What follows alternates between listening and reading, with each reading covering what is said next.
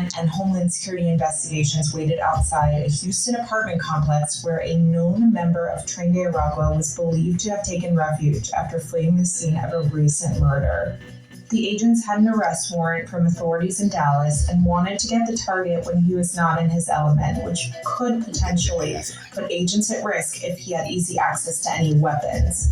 He was observed early that morning walking a dog and hours later walked out of the apartment building, again, only to know freedom for mere seconds before he was caught by surprise by an ICE officer, followed by several other feds. The officers ran up behind the baby-faced gangbanger who was making his way through the courtyard to a nearby building in the same apartment complex.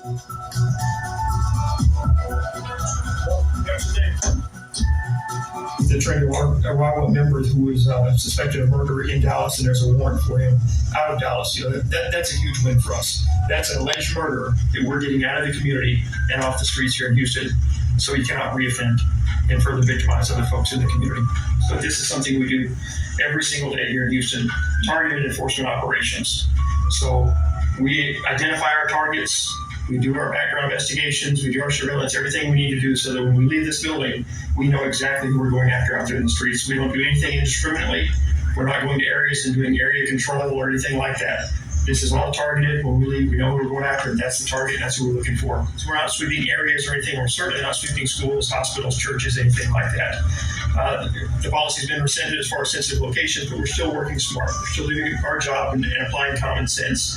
We're not looking to go into any of those areas. That's why we do the surveillance. That's why we do all of the research, the background checks, to try and find a safe place or the safest place to effect that arrest.